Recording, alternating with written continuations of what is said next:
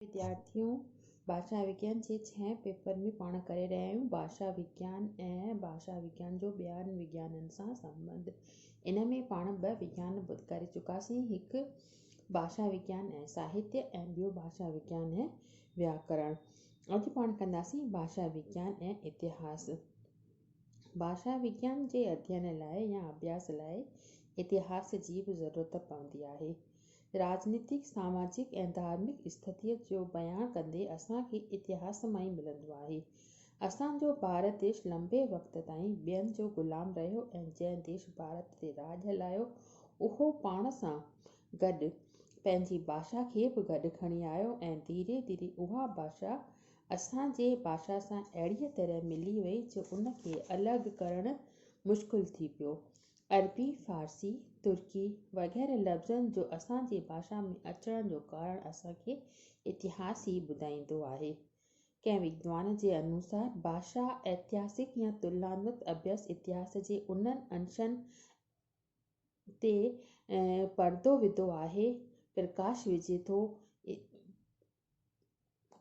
इन तरह भाषा विज्ञान ज़रिए जेको ज्ञान असांखे मिले थो उहो ॿियनि ऐतिहासिक सामग्रीअ जे अभाव में उनजी कमीअ करे अमूल्य थींदो आहे। यानी त भाषा जो ऐतिहासिक अंग या तुलनात्मक अध्ययन इतिहास जे उन्हनि अंशनि ते पर्दो विझे थो ऐं उन्हनि ते प्रकाश विझे थो। इन तरह जेको आहे भाषा विज्ञान जे ज़रिए जेको असांखे ज्ञान हासिल थिए थो उहो ॿियनि ऐतिहासिक सामग्रीअ जे कमीअ करे उहो अमूल्य थींदो आहे। उहो असांजे लाइ तमामु घणो महत्वपूर्ण थींदो आहे। भाषा विज्ञान जी मदद सां असांखे पहिरें ऐं हाणोके युग जे बारे में सभु कुझु मिली वेंदो आहे। जीअं त प्राचीन ज़माने में आर्य नंढा नंढा घर ठाहे करे रहंदा हुआ, पशु पालन उन्हनि जो मुख्य धंधो हो वग़ैरह। इन सभिनी ॻाल्हियुनि जो बयानु असांखे भाषा विज्ञान में चिटीअ रीति मिली सघंदो आहे। अहिड़ीअ तरह साबित आहे त इतिहास कंहिं बि विशेष या समुदाय विशेष जो परिचय ॾिनो ऐं भाषा विज्ञान उनजे भाषाई ज्ञान जो अभ्यास करायो। अहिड़ी रीति ॿई हिक ॿिए जा भौतिक तत्व बणिया ऐं ॿिन्ही में जेको आहे घाटो रिलेशन संबंध रहियो। राष्ट्र जी उन्नति ऐं पतन जो अध्ययन पिणु इतिहास कंदो आहे ऐं इतिहास सामाजिक, धार्मिक ऐं राजनीतिक 3 प्रकारनि जो थींदो आहे। इन्हनि सभिनी इतिहासनि जो बयानु विभिन्न या अलॻि अलॻि हालतुनि में भाषा विज्ञान जे अंदरि असां करे सघंदा आहियूं। त भाषा विज्ञान खे इतिहास जे ॼाण वठण लाइ इतिहास ते डिपेंड रहणो पवंदो आहे, निर्भर रहणो पवंदो आहे, छाकाणि त राजनीतिक इतिहास काफ़ी न थींदो आहे। सुठी तरह ॿुधाए सघंदो आहे त कहिड़ीअ तरह हिकु राष्ट्र जॾहिं ॿिए राष्ट्र खे पराजित कंदो आहे, उनखे हाराईंदो आहे त उन में हिक ॿिए जा जेके शब्द आहिनि कीअं हिक ॿिए सां घुलिजी मिलिजी वेंदा आहिनि।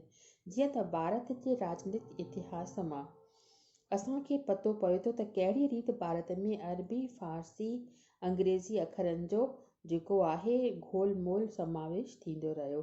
इन तरह ज़ाहिर आहे त जीअं इतिहास भाषा विज्ञान खे ऐतिहासिक ऐं तुलनात्मक अध्ययन में मदद कंदो आहे, अहिड़ीअ तरह भाषा विज्ञान बि पंहिंजो वैज्ञानिक अध्ययन ज़रिए प्राचीन सभ्यता, संस्कृति वग़ैरह इतिहास खे ॾींदो रहंदो आहे। त इहो थियो अॼु असांजो भाषा विज्ञान ऐं इतिहास जो पंहिंजो पाण में जेको आहे रिलेशन लाॻापो। ॿियो अचे थो असां वटि संबंध समाज शास्त्र सां। भाषा विज्ञान जो जेको आहे समाज शास्त्र सां पिणु घाटो संबंध आहे। मानव जेको आहे, मनुष्य जेको आहे, हिकु छा आहे सामाजिक प्राणी आहे।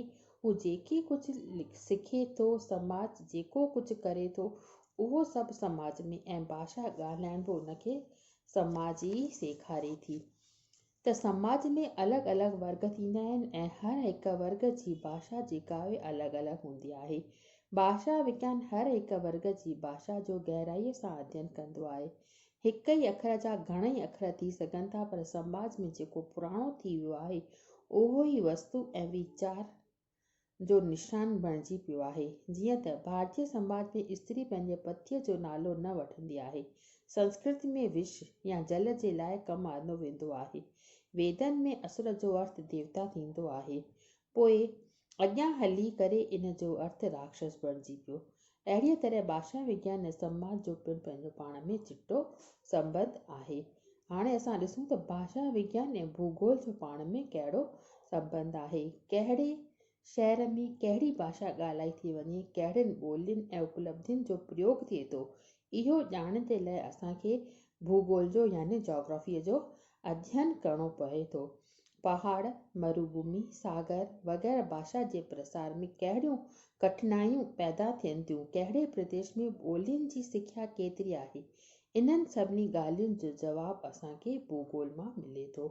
भाषाउनि जो वर्गीकरण बि भूगोल जे ज़रिए ॼाणे सघूं था। भूगोल जे ज़रिए भाषा विज्ञान खे न रुॻो रोचक ऐं मनोरंजन विषय वस्तु मिलंदी आहे, पर उष्ट्र जो अर्थ भैंस मां ऊंट कीअं थियो ऐं जी जानकारी मिलंदी आहे। अहिड़ीअ रीति अगरि भूगोल भाषा विज्ञान खे तुलनात्मक अध्ययन जे लाइ सामग्री ॾिए थो, त भाषा विज्ञान पिणु उनखे अध्ययन जे लाइ तमामु घणो कुझु ॾिए थो, त उनखे वरी ऐतिहासिक अध्ययन में सहायक आहे। अहिड़ीअ थी ज़ाहिर आहे त भाषा विज्ञान ऐं भूगोल जो पंहिंजो पाण में घाटो संबंध आहे। हाणे अचो ॾिसूं त भाषा विज्ञान ऐं भौतिक शास्त्र जो पाण में कहिड़ो लाॻापो आहे। माण्हूअ जे मुख मां जेके ध्वनियूं निकिरनि थियूं, उन्हनि खे कन ताईं पहुचनि थियूं, उन जे विच में केतिरियूं ई लहरूं पैदा थियनि थियूं।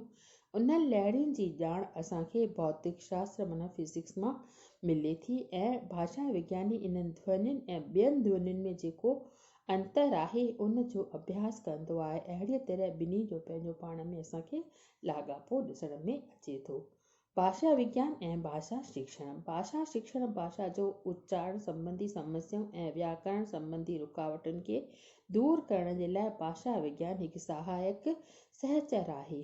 अॼु बि जेका मान्यता आहे त हिन खे मिलियो आहे, उहा भाषा शिक्षण जे करे ई इनखे भाषा विज्ञानी जी सामग्री मिली आहे।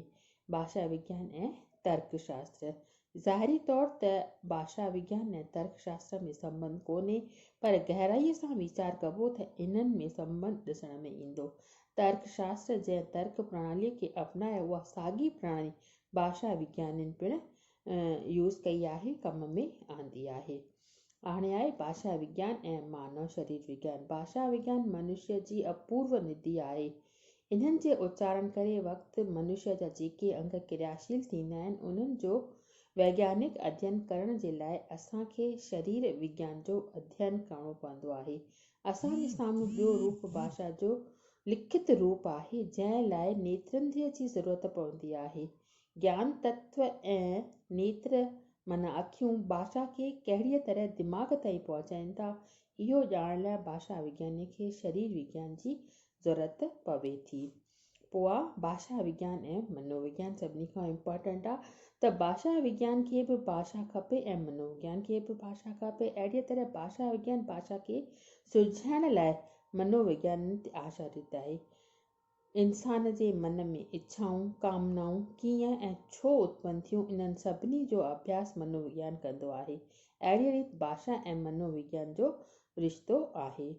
मानव कंहिं शब्द जो उच्चारण कीअं थो करे, ऐं इहो विषय भाषा विज्ञान जो आहे, पर उहो सदाईं कीअं थो करे, इन जो जवाबु मनोविज्ञान वटि आहे।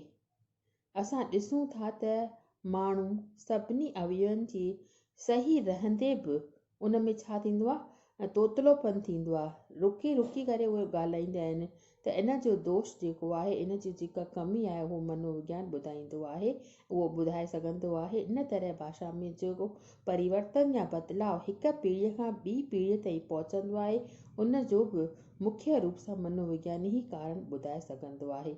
इन तरह अगरि भाषा विज्ञानी मनोविज्ञान जो ऋणी आहे, त मनोविज्ञान बि भाषा विज्ञान जो ऋणी आहे, त भाषा विज्ञान बि उन जो ऋणी आहे। इते वीचारनि जो विश्लेषण पूरी तरह सां भाषा विज्ञान जो सहारो वठी करे करणो पए थो। अहिड़ी तरह असां इहो क्वेश्चन अॼु कयोसीं, इहो टॉपिक, त भाषा विज्ञान ऐं ॿियनि विज्ञाननि जो पंहिंजो पाण में कहिड़ो लाॻापो आहे। इहो जेको क्वेश्चन इलाही दफ़ा तव्हांजो शॉर्ट आंसर रूप में के बि ॿिनि विज्ञाननि सां खणी करे ॿुधाईंदो आहे त कहिड़ो विज्ञान भाषा विज्ञान सां या साहित्य ऐं व्याकरण या भाषा विज्ञान ऐं जेको आहे सामाजिक विज्ञान, मनोविज्ञान या मानव शरीर विज्ञान जो पंहिंजो पाण में घाटो संबंध छो आहे, त कुझु उदाहरण एग्ज़ाम्पल ॾेई करे तव्हांखे हिन जो आंसर लिखिणो पवंदो। त इहो टॉपिक अॼु तव्हांजो पूरो थियो। हाणे तव्हां क्लासनि में अचो, तव्हांखे क्लासनि में डेली पढ़ायो वेंदो।